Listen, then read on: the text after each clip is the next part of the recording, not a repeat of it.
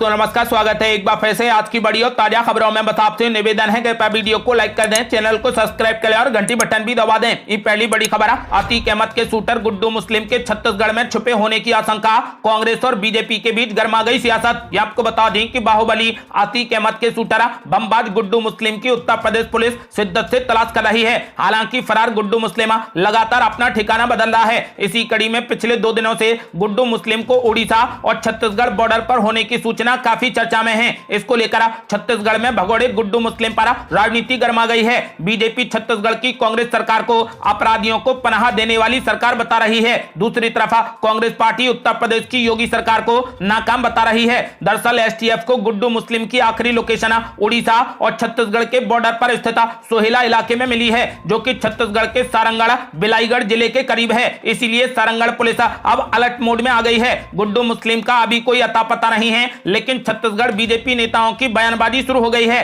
BJP के senior नेता ब्रजमोहन अग्रवाल ने ट्वीट कर कांग्रेस सरकार पर अपराधियों को संरक्षण देने का आरोप लगाया है। उन्होंने कहा कि जब मुख्यमंत्री भूपेश बघेल बुलडोजर के विरोध की बात करते हैं तो अपराधी समझ जाते हैं कि यही भाई संरक्षण देने वाला है। उन्होंने आगे लिखा कि यूपी के बमबाज गुड्डू मुस्लिम के राज्य में होने की बात भी यह साबित करती है कि यूपी के माफिया गुंडे भागकर छत्तीसगढ़ आ रहे हैं और कांग्रेस सरकार उनका अभिनंदन कर रही है। अगली बड़ी खबर, अतीक अहमद के घर से मिले खून के निशान कहीं शाइस्ता परवीन के तो नहीं, जांच के बाद होगा बड़ा खुलासा। ये आपको बता दें कि 50,000 की इनामी अतीक अहमद की पत्नी शाइस्ता परवीन और 5 लाख रुपए के इनामी शूटर गुड्डू मुस्लिम की तलाश में एसटीएफ चप्पे चप्पे की छानबीन कर रही है। इस बीच अब यूपी एसटीएफ के चीफ अमिताभ यस का बड़ा बयान सामने आया है। उन्होंने कहा कि जल्द ही एसटीएफ को सफलता मिलने की उम्मीद है। माना जा रहा है कि जिस ठिकाने पर शाइस्ता परवीन है, पुलिस को उस अड्डे का पता मिल गया है। इतना ही नहीं, पुलिस के हाथ में एक और बड़ा सबूत लगा है। माफिया अतीक अहमद के चकिया स्थित ऑफिस में कई जगह पर खून के धब्बे मिले हैं। खून से सना चाकू और कपड़े मिले हैं। ऑफिस की दीवारों पर खून के इतने धब्बे देखकर पुलिस चौंक गई। पुलिस जांच में जुटी है कि आखिरकार ये खून के धब्बे, खून से सना चाकू और कपड़े किसके हैं। पुलिस को इस जगह पर शाइस्ता परवीन के आने का भी शक है। जांच के लिए पहुंची टीम का कहना है कि अतीक अहमद के ऑफिस से मिला ये खून 1 या 2 दिन पुराना लगता है। वहीं कुछ स्थानीय पत्रकार यहां पर 1 से 2 दिन पहले आए थे, तब उन्हें इस तरीके का कोई भी निशान नहीं दिखा था। इतना ही नहीं, पुलिस को मौके से खून से सना दुपट्टा भी हाथ लगा है। फॉरेंसिक रिपोर्ट आने के बाद ही पता चल सकेगा कि यह किसका दुपट्टा है और किसके खून के निशान इस पर लगे हैं। आपको बता दें कि यूपी पुलिस की स्पेशल टास्क फोर्स के लिए सबसे बड़ी चुनौती शाइस्ता परवीन और गुड्डू मुस्लिम को पकड़ना है। इन लोगों के पकड़े जाने के बाद ही कई बातों से पर्दा उठेगा। अगली बड़ी खबर, गुड्डू मुस्लिम के छत्तीसगढ़ में छुपे होने की आशंका पर मुख्यमंत्री भूपेश बघेल ने बीजेपी पर बोला जोरदार हमला। बोले सबसे ज्यादा अपराधी उत्तर प्रदेश में कानून व्यवस्था हो चुकी है ध्वस्त। ये आपको बता दें कि उत्तर प्रदेश के प्रयागराज में हुए बहुचर्चित उमेशपाल हत्याकांड में शामिल फरार अपराधी गुड्डू मुस्लिम के छत्तीसगढ़ में होने की सूचना मिली है। इस सूचना के बाद Sarangarh Bilaigarh police alert mode पर है। वहीं अब इस मामले में छत्तीसगढ़ के मुख्यमंत्री भूपेश बघेल का भी बड़ा बयान सामने आया है। छत्तीसगढ़ के मुख्यमंत्री भूपेश बघेल ने उमेशपाल हत्याकांड में फरार अपराधी गुड्डू मुस्लिम के छत्तीसगढ़ में छिपे होने के मीडिया के सवाल पर कहा कि अगर कोई अपराधी यहां पर छुपा है और छत्तीसगढ़ पुलिस से कोई सहयोग लेना चाहता है तो हम पूरा सहयोग करेंगे। मुख्यमंत्री ने मीडिया से बात करते हुए उत्तर प्रदेश में कानून व्यवस्था को लेकर यूपी सरकार पर भी जमकर हमला बोला। उन्होंने कहा कि सबसे ज्यादा अपराधी उत्तर प्रदेश में हैं। अपराधी खुलेआम पुलिस के संरक्षण में, पत्रकारों के बीच में किसी को गोली मार दें, इससे बड़ी बात और क्या हो सकती है। उत्तर प्रदेश में कानून व्यवस्था नहीं है। वहीं गुड्डू मुस्लिम के छत्तीसगढ़ में छुपे होने की सूचना मिलने पर राज्य की पुलिस अलर्ट मोड में आ गई है। अगली बड़ी खबर, अतीक और अशरफ हत्याकांड पर हर कोई जानना चाहता है मास्टरमाइंड का नाम, लेकिन एसआईटी के हाथ अब तक खाली। ये आपको बता दें कि अतीक और अशरफ पर गोली चलाने वाले तीनों आरोपी अरुण मौर्य, लवलेश तिवारी और सनी सिंह पुलिस की गिरफ्त में हैं। पिछले 6 दिनों से स्पेशल इन्वेस्टिगेशन टीम इन आरोपियों से पूछताछ कर रही है, लेकिन अब तक उनके हाथ ऐसी कोई भी पुख्ता जानकारी नहीं लग पाई जिससे ये पता चल सके कि आखिर इन दोनों बाहुबलियों को मारने के पीछे आरोपियों का क्या मकसद हो सकता है। दरअसल 6 दिन पहले 3 आरोपियों ने अतीक और अशरफ को मौत के घाट उतार दिया था। इस पूरे घटना को जिस तरीके से अंजाम दिया गया वो किसी आम व्यक्ति के बस का काम नहीं लगता है। दोनों को मारने के लिए जिस पिस्टल का इस्तेमाल किया गया उससे यह भी आशंका जताई जा रही है कि अतीक और अशरफ की हत्या की सुपारी दी गई होगी। पुलिस की मौजूदगी के दौरान हुए इस हत्याकांड ने न सिर्फ प्रदेश बल्कि पूरे देश की जनता के जहन में कई सवाल लाकर खड़े कर दिए हैं। एक सवाल यह है कि कहीं अतीक अहमद और अशरफ की हत्या के लिए किसी ने इन तीनों आरोपियों का इस्तेमाल तो नहीं किया था। और अगर ऐसा हुआ है तो इस पूरे हत्याकांड का असली मास्टरमाइंड कौन हो सकता है? आरोपियों से अब तक जो पूछताछ की गई है उससे तो यही निष्कर्ष निकलता है कि इन तीनों आरोपियों ने ही आपस में मिलकर दो प्रदेश के सबसे बड़े बाहुबलियों को मारने का प्लान बनाया था। हालांकि पत्रकार का हुलिया बनाकर वहां पर पहुंचे इन आरोपियों को आईडी कार्ड, कैमरा कब और किसने दिया इसका पता नहीं चल पाया है। अगर आईडी कार्ड को बेचा भी गया था तो इन्होंने उसे किससे और कितने रुपए में खरीदा इसका भी पता नहीं चल पाया है। वहीं इस कहानी में एक मास्टरमाइंड जरूर है। यह इसलिए भी कहा जा रहा है क्योंकि इन 6 दिनों की पूछताछ में तीनों आरोपियों ने कई बार अपनी कहानी बदली है। कभी आरोपियों ने कहा कि उसने ऐसा इसलिए किया क्योंकि वो अतीक और अशरफ के आतंक से परेशान थे, तो उन्होंने अपना बयान बदलते हुए यह भी कहा कि उसने दोनों भाइयों को इसलिए मारा क्योंकि वो प्रदेश में अपना दबदबा बनाना चाहते थे और लॉरेंस बिश्नोई से प्रभावित थे। पूछताछ के दौरान आरोपियों ने यह भी कहा था कि उनके पास में कोई भी मोबाइल फोन नहीं था और वो रेलवे स्टेशन या बस स्टॉप पर अपनी रात गुजारा करते थे। लेकिन बाद में अपना ही बयान बदलकर आरोपियों ने बताया कि वो खुलदाबाद के होटल में ठहरे थे और उनके पास में 2 मोबाइल फोन भी थे जिसमें कोई भी सिम कार्ड नहीं लगा था। आपको बता दें कि बीते रविवार को तीनों को प्रतापगढ़ जेल में पहुंचा दिया गया है। पुलिस इन आरोपियों के बयान की जांच कर रही है। इन लोगों ने जितनी भी चीजों का जिक्र किया है उसके साक्ष्य इकट्ठा किए जा रहे हैं। आपको बता दें कि पुलिस लगातार कोशिश कर रही है कि जल्द ही मास्टरमाइंड का खुलासा किया जाए। अगली बड़ी खबर, मुख्यमंत्री योगी आदित्यनाथ को मिली जान से मारने की धमकी। डायल 112 पर आया मैसेज, लिखा जल्द ही मुख्यमंत्री को मार दूंगा। ये आपको बता दें कि उत्तर प्रदेश के मुख्यमंत्री योगी आदित्यनाथ को जान से मारने की धमकी मिलने के बाद लखनऊ में एक अज्ञात व्यक्ति के खिलाफ मुकदमा दर्ज किया गया है। मंगलवार को लखनऊ पुलिस ने इस बात की जानकारी दी। धमकी डायल 112 पर मैसेज के माध्यम से मिली है। धमकी देने वाले शख्स ने कहा कि मैं जल्द ही मुख्यमंत्री योगी को मार दूंगा। धमकी मिलने के बाद 112 के ऑपरेशन कमांडर ने थाना सुशांत गोल्फ सिटी में मामला दर्ज कराया है। आईपीसी की धारा 506, 507 और आईटी एक्ट 66 के तहत मामला दर्ज कर लिया गया है। आपको बता दें कि मुख्यमंत्री योगी आदित्यनाथ को जान से मारने की धमकी मिलने के बाद पुलिस और सुरक्षा एजेंसियां सतर्क हो गई हैं। पुलिस ने मामला दर्ज कर लिया है और आरोपी की तलाश शुरू कर दी गई है। अगली बड़ी खबर, जंतर मंतर पर पहलवानों के धरने को सत्यपाल मलिक का मिला खुला समर्थन। कहा मैं खुद बच्चियों से मिलने जाऊंगा। ये आपको बता दें कि जम्मू कश्मीर के पूर्व राज्यपाल सत्यपाल मलिक पिछले कुछ महीनों से लगातार अपने बयानों की वजह से सुर्खियों में हैं। वो केंद्र की मोदी सरकार के खिलाफ लगातार हमलावर हैं। इस बार सत्यपाल मलिक ने जंतर मंतर पर चल रहे पहलवानों के धरने का खुला समर्थन किया है। उन्होंने कहा कि बहुत शर्मनाक बात है कि देश के पहलवान धरने पर बैठे हैं। मैं खुद उन बच्चियों से मिलने जाऊंगा। आगे उन्होंने कहा कि कितनी मेहनत करके बच्चियां देश के लिए गोल्ड मेडल लाती हैं। उन्होंने कहा कि अगर वो बच्चियां इतनी गंभीर आरोप लगा रही हैं तो ये बेहद मजबूरी में कर रही हैं। बच्चियां पिछले 3 महीने से न्याय के लिए भटक रही हैं, लेकिन अब तक इस मामले पर एफआईआर दर्ज नहीं हुई है। साथ ही अभी तक सरकार ने सांसद ब्रजभूषण शरण सिंह को नहीं हटाया है। गौरतलब है कि विनेश फोगाट, बजरंग पुनिया और साक्षी मलिक सहित देश के कई प्रमुख पहलवान भारतीय कुश्ती संघ के अध्यक्ष और बीजेपी सांसद ब्रजभूषण शरण सिंह के खिलाफ अपनी मांगों को लेकर दिल्ली के जंतर मंतर पर धरने पर बैठे हैं। साथ ही उन्होंने ब्रजभूषण शरण सिंह पर गंभीर यौन शोषण और प्रताड़ित करने के आरोप लगाए हैं। उन्होंने ब्रजभूषण शरण सिंह पर एफआईआर दर्ज करने की मांग की है।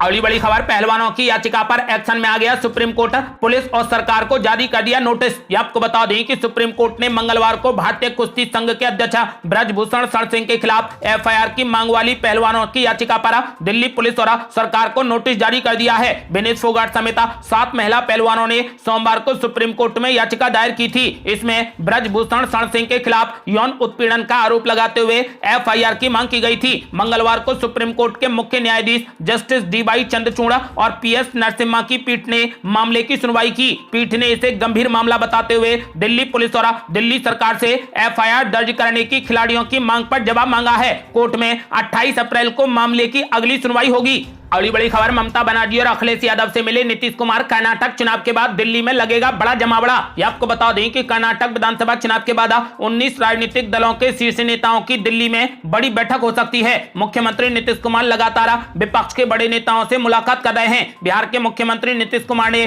सोमवार को पश्चिम बंगाल की मुख्यमंत्री ममता बनर्जी से मुलाकात की और उन्होंने विपक्षी दलों का गठबंधन बनाने की वकालत की। दोनों क्षेत्रीय नेताओं ने 2024 के लोकसभा चुनाव के लिए मिलकर तैयारी करने की की जरूरत पर जोर दिया है। जनता दल यूनाइटेड के नेता ने आरोप लगाया कि वर्तमान सरकार ने कोई कल्याणकारी काम नहीं किया है और वो केवल प्रचार प्रसार पर निर्भर हैं। उन्होंने बीजेपी सरकार पर निशाना साधते हुए कहा कि देश के इतिहास को बदलने का प्रयास किया जा रहा है। इस मुलाकात में बिहार के उप मुख्यमंत्री तेजस्वी यादव भी मौजूद रहे। नीतीश कुमार ने कहा कि बेहद सकारात्मक बातचीत हुई। विपक्षी दलों को एक साथ बैठकर रणनीति तैयार करने की जरूरत है। बैठक से बाहर आकर ममता बनर्जी ने कहा कि हमें यह संदेश देना है कि हम सभी एक साथ हैं। नीतीश कुमार सोमवार को समाजवादी पार्टी के कार्यालय में सपा प्रमुख अखिलेश यादव से भी मिले। उनके साथ में बिहार के उप मुख्यमंत्री और राष्ट्रीय जनता दल नेता तेजस्वी यादव भी मौजूद थे। इस मौके पर अखिलेश यादव ने कहा कि महंगाई अब तक के सबसे ऊंचे स्तर पर है और बीजेपी सरकार को बिना देर किए हटाने की जरूरत है।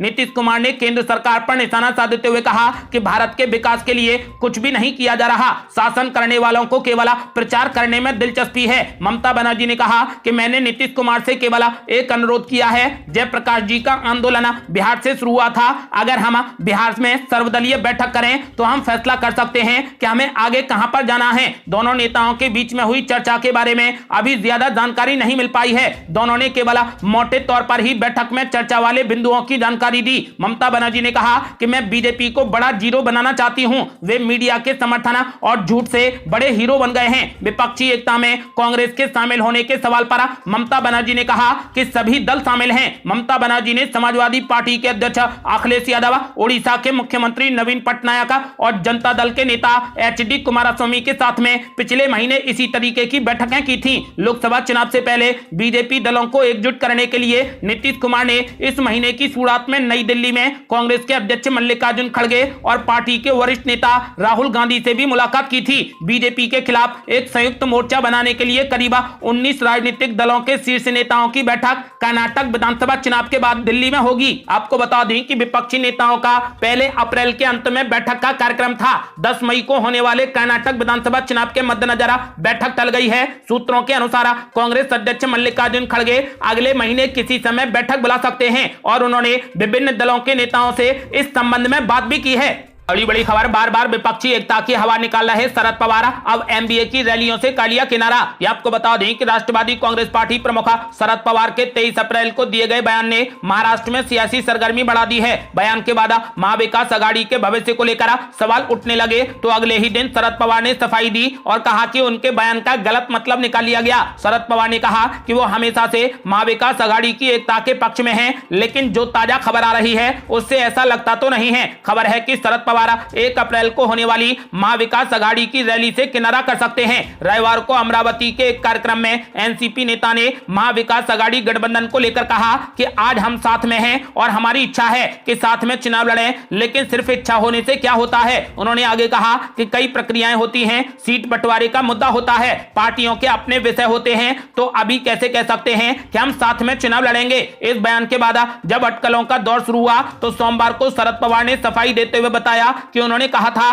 कि सीटों के बंटवारे पर कोई भी अंतिम फैसला नहीं हुआ है। मुझे पूरा विश्वास है कि 2024 के लोकसभा चुनाव और विधानसभा चुनाव में गठबंधन रहेगा। उन्होंने कहा कि वो बीजेपी विरोधी दलों को एकजुट करने के लिए हर संभव प्रयास करेंगे। आपको बता दें कि शरद पवार ने बयान भले ही दे दिया है, लेकिन सब कुछ ठीक नहीं चल रहा है। अब खबर है कि वो विपक्ष की रैलियों में शामिल नहीं होंगे। इसमें मुंबई में होने वाली रैली भी शामिल है। अगली बड़ी खबर, कर्नाटक चुनाव के बाद होगा राजस्थान संकट पर फैसला, कांग्रेस पार्टी को बड़े नुकसान की संभावना। यह आपको बता दें कि राजस्थान कांग्रेस में चल रही सियासत कम होने का नाम नहीं ले रही। हालांकि कांग्रेस ने कर्नाटक राज्य चुनाव अभियान में अपनी व्यस्तता का हवाला देते हुए राजस्थान संकट को हल करने के लिए होने वाली बैठक में थोड़ा और समय लगने की संभावना जताई है। नाम न बताने की शर्त पर कांग्रेस के एक नेता ने कहा कि कांग्रेस को पूर्व मुख्यमंत्री सचिन पायलट के विरोध को दबाना है। कर्नाटक चुनाव के बाद ही राजस्थान संकट कम होने की संभावना है। उन्होंने कहा कि फिलहाल इस बीच सचिन पायलट के खेमे के साथ में बातचीत चल रही है, लेकिन विपक्षी दलों की बैठक कर्नाटक चुनाव से पहले होने की संभावना नहीं है। कांग्रेस अध्यक्ष मल्लिकार्जुन खड़गे इस वक्त अपने राज्य में चुनाव प्रचार में व्यस्त हैं। कर्नाटक में 10 मई को मतदान होगा और नतीजे 13 मई को आएंगे। इसके बाद ही राजस्थान की राजनीति पर पूरे तरीके से ध्यान केंद्रित किया जाएगा। अगली बड़ी खबर, कर्नाटक में जमकर गरजे गृह मंत्री अमित शाह। बोले कर्नाटक में कांग्रेस विकास नहीं बल्कि एटीएम ढूंढ रही। ये आपको बता दें कि गृह मंत्री अमित शाह ने कर्नाटक में विधानसभा चुनाव को लेकर बीजेपी के पक्ष में माहौल बनाया। इस दौरान अमित शाह ने कहा कि भारतीय जनता पार्टी इस चुनाव में पूर्ण बहुमत के साथ में सरकार बनाने के आत्मविश्वास के साथ उतरी है। राजनीतिक स्थिरता और नए कर्नाटक का नारा लेकर हम चुनाव मैदान में उतरे हैं। कांग्रेस पर हमला करते हुए गृह मंत्री अमित शाह ने कहा कि कांग्रेस के लिए कर्नाटक विकास का मुद्दा नहीं बल्कि कांग्रेस कर्नाटक में अपने एटीएम को ढूंढ रही है। दूसरी ओर जेडीएस एक वंशवादी पार्टी है जो चुनाव के बाद कांग्रेस के साथ में गठबंधन करती है। इसीलिए मैं कर्नाटक के लोगों से एक स्थिर बीजेपी सरकार चुनने की अपील करना चाहता हूं जो राज्य के सर्वांगीण विकास के लिए काम करेगी। गृह मंत्री अमित शाह ने लोगों से एक बार फिर कमल का बटन दबाने की अपील की। अगली बड़ी खबर, पीएम नरेंद्र मोदी ने केरल की पहली वंदे भारत ट्रेन और देश की पहली वाटर मेट्रो को दिखाई हरी झंडी। ये आपको बता दें कि पीएम नरेंद्र मोदी 2 दिवसीय दौरे पर केरल आए हुए हैं। उन्होंने इस दौरान केरल में पहली वंदे भारत ट्रेन को हरी झंडी दिखाई। इसके अलावा पीएम नरेंद्र मोदी ने आज केरल में भारत की पहली वाटर मेट्रो रेल सेवा का लोकार्पण कर दिया। ये सेवा ऐसे शहरों के लिए बेहद उपयोगी मानी जा रही है जहां पर पारंपरिक मेट्रो रेल में कई बाधाएं हैं। वाटर मेट्रो पर सफर के लिए न्यूनतम किराया 20 रुपए है। जो लोग नियमित यात्री होंगे वो बस या फिर लोकल ट्रेन की तरह साप्ताहिक और मासिक पास भी ले सकते हैं। बता दें कि साप्ताहिक किराया 180 रुपए है जबकि मासिक किराया 600 रुपए है। वहीं 3 महीने का किराया 1500 रुपए होगा। इतना ही नहीं, यात्री कोची मेट्रो ट्रेन और वाटर मेट्रो में एक ही स्मार्ट कार्ड का इस्तेमाल कर सफर कर सकेंगे। टिकट बुक करने के लिए आप कोची वन ऐप का इस्तेमाल भी कर सकते हैं। ये थी अब तक की बेहद बड़ी खबरें। आपका क्या मानना है? क्या कर्नाटक में कांग्रेस पार्टी अपनी सरकार बनाने में कामयाब होगी? अपनी राय हमें वीडियो लाइक कर कमेंट बॉक्स में जरूर दें। ऐसी ही ताजा और न्यू अपडेट जानने के लिए हमारे चैनल को लाल बटन दबाकर सब्सक्राइब करें और घंटी बटन भी दबा दें। जल्दी मिलते हैं बड़ी अपडेट के साथ। तब तक के लिए जय हिंद, जय भारत।